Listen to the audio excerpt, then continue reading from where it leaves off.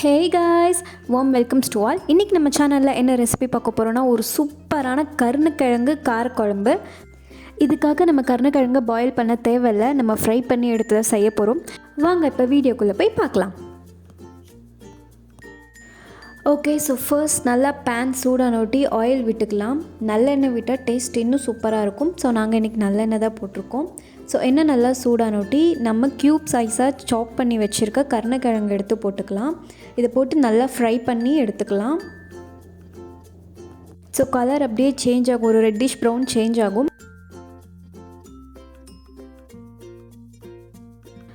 Okay, இப்போது நல்லா fry ஆகிடுச்சு. கலர் பார்த்திங்கன்னா நல்லா சேஞ்ச் ஆகிருக்கு. ஸோ இப்போ நம்ம எடுத்து இது ஒரு பிளேட்டில் மாற்றி வச்சுக்கலாம்.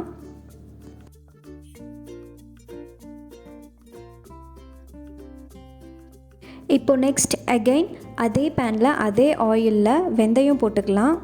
வெந்தயம் நல்லா சூடாகணும். வெந்தயம் நல்லா சூடானோட்டி கடுகு போட்டுக்கலாம். கடுகு நல்லா பொரியணும். கடுகு பொரிஞ்சோட்டி கருவேப்பிலை போட்டுக்கலாம். கருவேப்பிலை நல்லா பொரிஞ்சோட்டி நம்ம சாப் பண்ணி வச்சுருக்க பூண்டு போட்டுக்கலாம். பூண்டு கொஞ்சம் நிறையாவே போட்டுக்கலாம், டேஸ்ட் சூப்பராக இருக்கும்.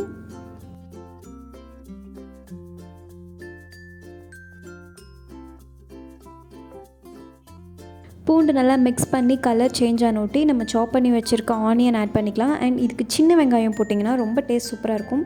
நாங்கள் இன்றைக்கி பெரிய வெங்காயம் தான் போட்டிருக்கோம். இதையும் போட்டு நல்லா கலர் சேஞ்ச் ஆகிற அளவுக்கு நல்லா சார்ட் அவுட் பண்ணிக்கலாம். ஓகே, ஆனியன் நல்லா ஃப்ரை ஆனோட்டி நம்ம ஃப்ரை பண்ணி வச்சுருக்க கருணைக்கிழங்கு எடுத்து போட்டு நல்லா மிக்ஸ் பண்ணிக்கலாம். இது ஒரு வாட்டி நல்லா மிக்ஸ் பண்ணிவிட்டு இதுக்கு தேவையான ஸ்பைஸ் பவுடர்லாம் ஆட் பண்ணிக்கலாம். ஃபர்ஸ்ட் லைட்டாக மஞ்சத்தூள், அடுத்து காரத்துக்கு ஏற்ற மாதிரி மிளகாத்தூள் கொஞ்சம் நிறையாவே போட்டுக்கலாம், ஏன்னா நம்ம எண்ணெய் போட்டிருக்கோம். அடுத்து 1:2 ரேஷியோவில் கொத்தமல்லி தூள், மிளகாத்தூள் 1 ஸ்பூன்னா கொத்தமல்லி தூள் 2 ஸ்பூன், இதையும் போட்டு நல்லா மிக்ஸ் பண்ணிக்கலாம். நல்லா மிக்ஸ் பண்ணிவிட்டு ஒரு லெமன் சைஸ் புளியை நல்லா கரைச்சி திக்காக வச்சுக்கலாம். அந்த தண்ணி எடுத்து ஊற்றிக்கலாம். புளி தண்ணி கொஞ்சம் திக்காக தான் இருக்கணும்.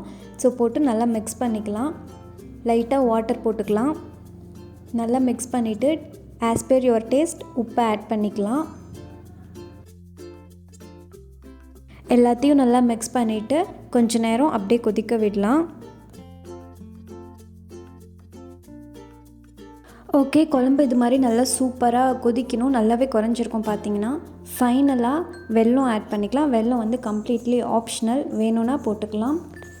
இதையும் போட்டு நல்லா மிக்ஸ் பண்ணி ஒரு கொதி விட்டு ஆஃப் பண்ணோன்னா சூப்பரான காரக்குழம்பு ரெடி.